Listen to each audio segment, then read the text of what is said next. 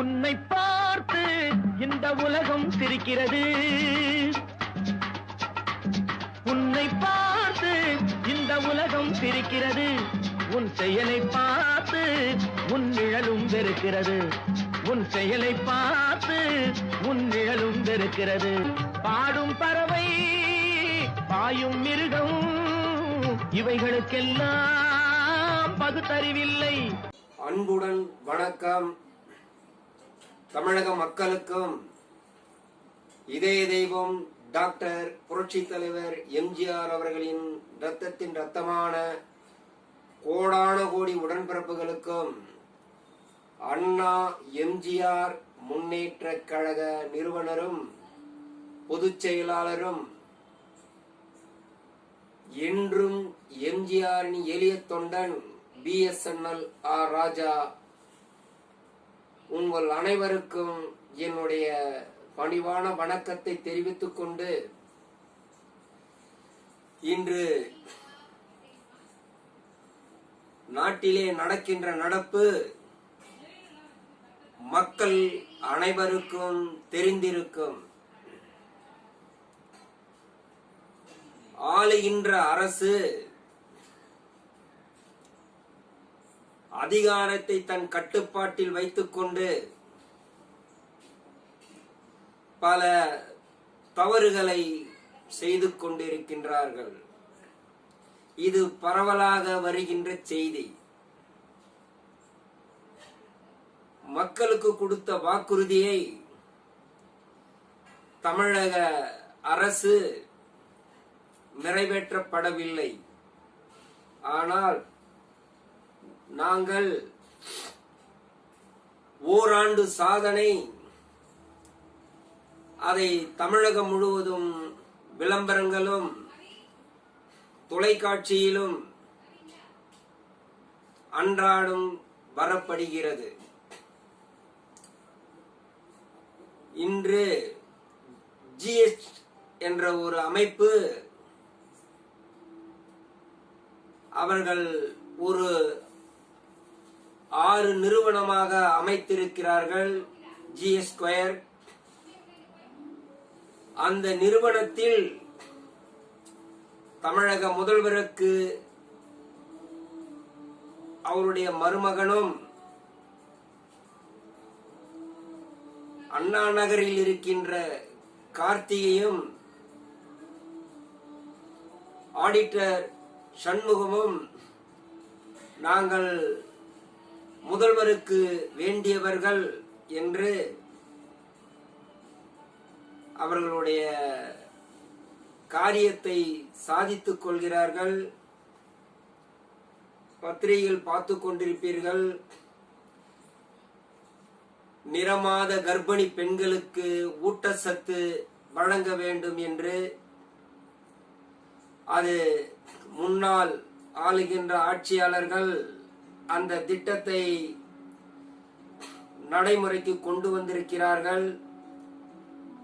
அந்த திட்டத்திலே ஒரு நிறுவனம் அதிகமான விலையில் அந்த ஊட்டச்சத்து தரப்படுகிறார்கள் என்று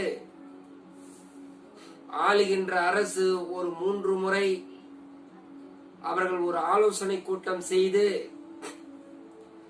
இந்த ஊட்டச்சத்து பொருளை நாம் நீக்கிவிட்டு ஆவின் நிறுவனத்துக்கு நாம் வழங்கினால் இது அரசுக்கும் அந்த ஆவின் நிறுவனத்துக்கும் லாபகரமாக இருக்கும் என்று கருதி முடிவெடுத்தார்கள்.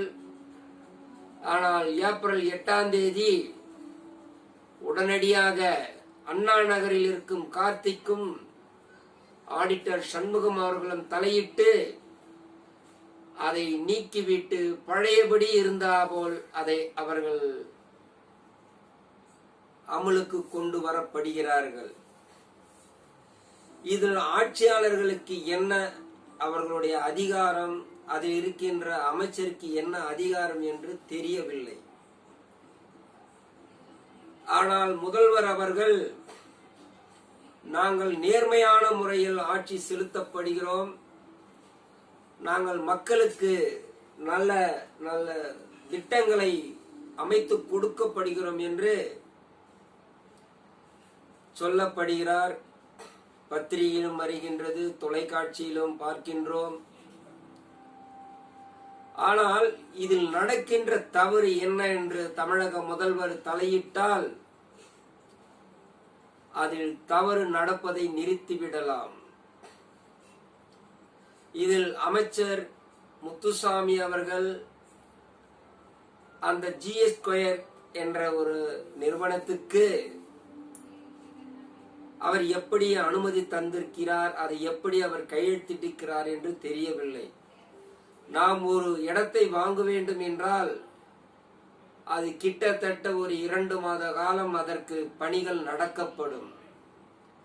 ஆனால் இந்த GS ஸ்கொயர் கோயம்புத்தூரில் 120 கிரவுண்டுக்கு உடனடியாக அங்கே ரோடு வசதி உண்டு, பார்க் வசதி உண்டு, எல்லா வசதி உண்டு என்று ஒரு 4-5 ஒரு வார காலத்தில் அவர்களுக்கு அந்த திட்டத்தை அமலுக்கு கொண்டு வரப்படுகிறார்கள். இதை ஏன் நான் உங்களுக்கு குறிப்பிடுகிறேன் என்றால், ஒரு சாதாரண பாமர மக்கள் போய் எனக்கு இந்த வீடை நான் வாங்க போகிறேன், நான் இந்த வீடை கட்டப் போகிறேன், எனக்கு அனுமதி கொடுங்கள் என்றால் அவர்களை 2 மாத காலம் 3 மாத காலம் அலகழிக்கப்படுகிறார்கள். ஆனால் இது எப்படி உடனடியாக நடக்க சாத்தியம் என்பதை மக்களாகிய நீங்கள் நன்கு கவனிக்க வேண்டும். மக்களால் தேர்ந்தெடுக்கப்பட்ட பிரதிநிதிகள் மக்களுடைய உணர்வுகளையும் மக்களுடைய வாழ்வாதாரையும் மக்களுடைய எதிர்காலத்தையும் நன்கு உணர்ந்து அவர்களுக்கு பாடுபடுவது ஒவ்வொரு சட்டமன்ற உறுப்பினருடைய தலையாய கடமையாக இருக்க வேண்டும். ஆனால் இன்று அப்படி இல்லை. வாக்களிக்கும் மக்கள் இவர்கள் நல்லதை செய்வார்கள், இவர்கள் நல்லதை நமக்கு எதிர்காலத்துக்கு வழிகாட்டுவார்கள், நாம் மிக சந்தோஷமாக இருப்போம் என்று நினைத்துதான் ஒவ்வொரு வாக்காள குடிமக்களும் வாக்களிக்கப்படுகிறார்கள். ஆனால் அவர்களுடைய அறியாமை, அவருடைய இயலாமை பயன்படுத்தி என்று தேர்தலில் பணம் கொடுக்கப்படுகின்றார்களோ அன்றே ஜனநாயகம் குடி தோண்டி பறிக்கப்பட்டது என்பதுதான் பொருளாகும். ஜனநாயகத்தை காப்பவர்கள் ஏன் இந்த வாக்காளர் பெருமக்களுக்கு பணம் கொடுக்கப்பட வேண்டும்? ஒவ்வொரு சட்டமன்ற உறுப்பினரும் தேர்தல் களத்தில் அவர்கள் நிற்கின்ற பொழுது இந்த தொகுதிக்கு நான் இந்த நன்மைகள் செய்வேன், ரோடு வசதி செய்து தருவேன், மின்சார வசதி செய்து தருவேன், விவசாய பெருமக்களுக்கு நீர்வளம் பெருகி தருவேன், அவர்களுடைய வாழ்க்கை வாழ்வாதாரத்துக்கு அவர்கள் வழிவகுப்பேன், அவர்களுக்கு வங்கியில் கடன் பெற்று தர இந்த அரசு நாங்கள் உங்களுக்கு உறுதுணையாக இருப்போம் என்று சொல்லி, அது தொழில் வளமாக இருந்தாலும் சரி, கல்வி வளமாக இருந்தாலும் சரி, விளையாட்டு துறையாக இருந்தாலும் சரி, பல துறைகளை இந்த சட்டமன்ற பிரதிநிதிகள் மக்களுக்கு நன்மை செய்யக்கூடிய ஒரு நல்ல வாய்ப்பை அவர்கள் பெற்ற பிறகு, ஆனால் இந்த மக்களுக்கு அவர்கள் செய்து தருவதில்லை. அப்பாவி மக்கள். புரட்சி தலைவர் எம்ஜிஆர் அவர்கள் பாடுவார், 1969 அடிமை பெண் ரிலீஸ் ஆகின்ற பொழுது, ஏமாற்றாதே ஏமாறாதே. அதனுடைய பொருள் என்ன என்றால், ஏமாற்றுபவர்கள் உங்களை எளிதாக நினைத்து ஏமாற்றப்படுவார்கள். வாய் வார்த்தை ஜாலமாக சொல்லி அப்பாவி மக்கள் அதை கேட்டு இவர்கள் நமக்கு நன்மை செய்வார்கள் என்று கருதி அவர்கள் ஏமாந்து விடுவார்கள். இதுதான் அதனுடைய பொருள். ஏமாறாதே ஏமாற்றாதே. இதை ஒவ்வொரு குடிமகனும் இன்று அவர்களுடைய வாயிலிருந்து வருகின்ற வார்த்தை என்னவென்றால், உன்னிடம் பணம் இருக்கின்றதா? எனக்கு நீ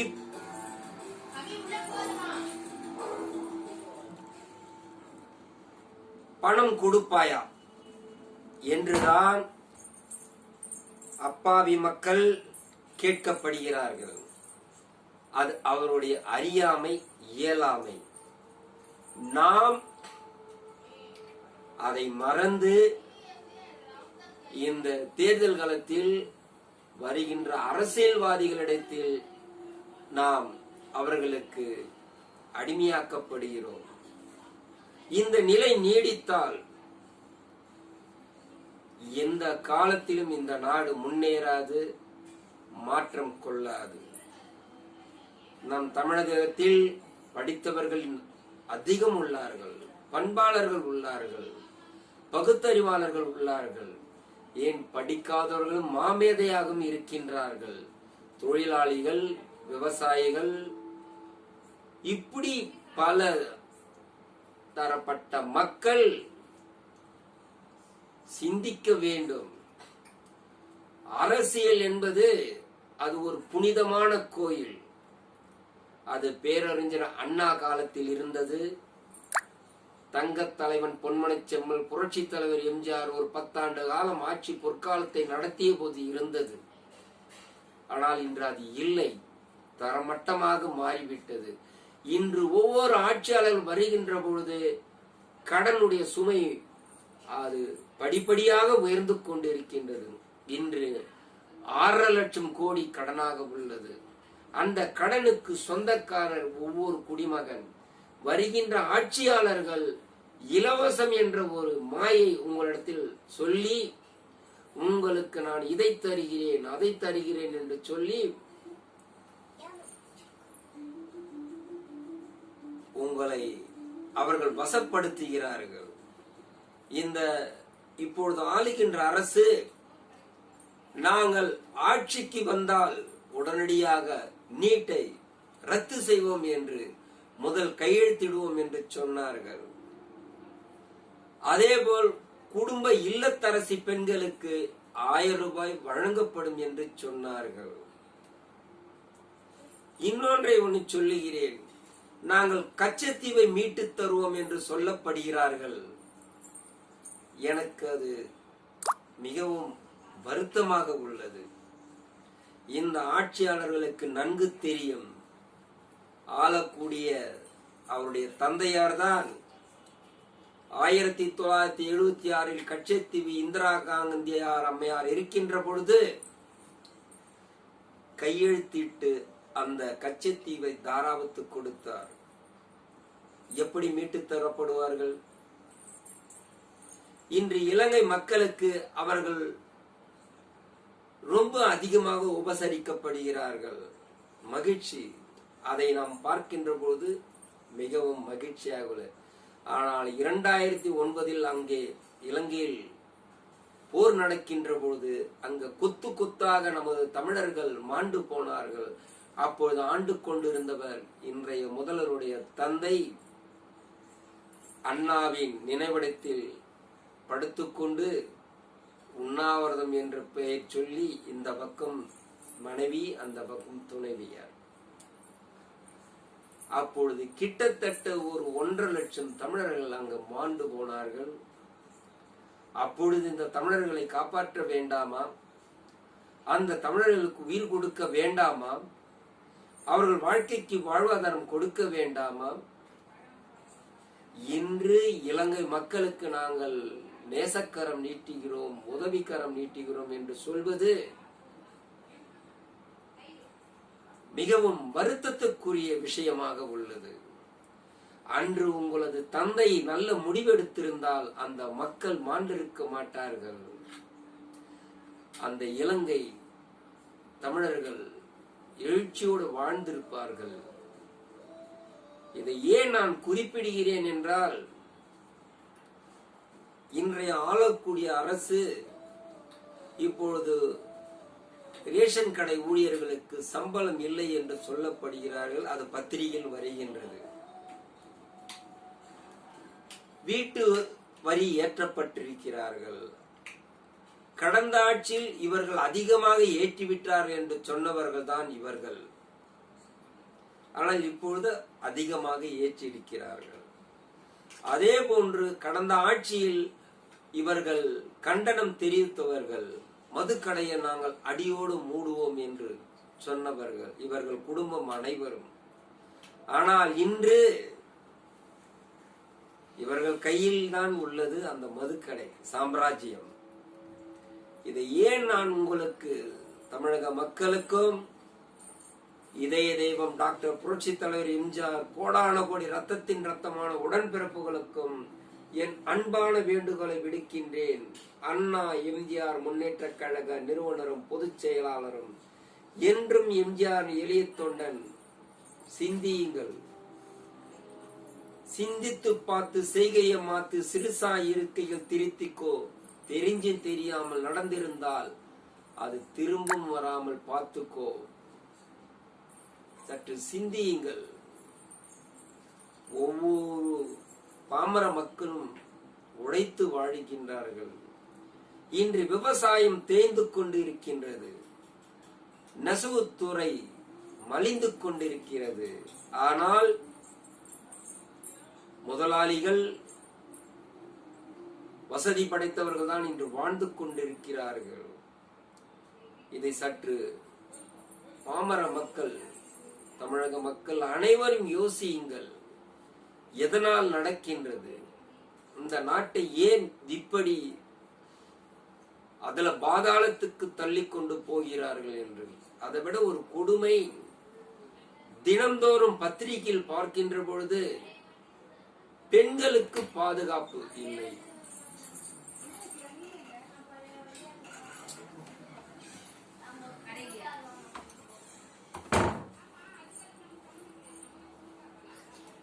ஒவ்வொரு நாளும் பத்திரிகை தாளை பிரித்து பார்த்தால் பாலியல் பலாத்காரம் நடந்து கொண்டிருக்கின்றது.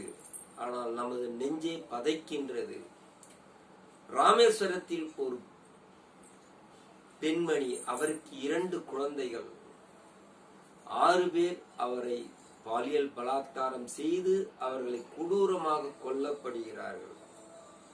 இது ஆளுகின்ற அரசு ஏன் இதன் மீது நடவடிக்கை எடுக்கவில்லை என்று எனக்கு ஒன்றும் புரியவில்லை. சட்ட ஒழுங்கு இதற்கு ஏன் ஒரு சரியான நடவடிக்கை எடுக்கவில்லை என்று ஒன்றும் புரியவில்லை. பெண்களுக்கு நாம் தானே பாதுகாவலராக இருக்க வேண்டும். அவர்கள் தன்னந்தனியாக செல்கின்றவர்களுக்கு நாம் தானே பாதுகாப்பு கொடுக்கப்பட வேண்டும். இது இப்படியே நீடித்தால் என்னாகும்? தயவு கூர்ந்து சிந்தித்து பாருங்கள். அனைத்து பெண்மணியிலும் நமது தாய், நமது தங்கை, நமது சகோதரி, அவர்களை நாம் பாதுகாக்கப்பட வேண்டாமா? ஏன் பாதுகாக்கப்படவில்லை? சற்று சிந்தியுங்கள். தமிழக மக்களுக்கு உங்களை அன்புடன் உங்களை வணங்கி கேட்டுக்கொள்கிறேன்.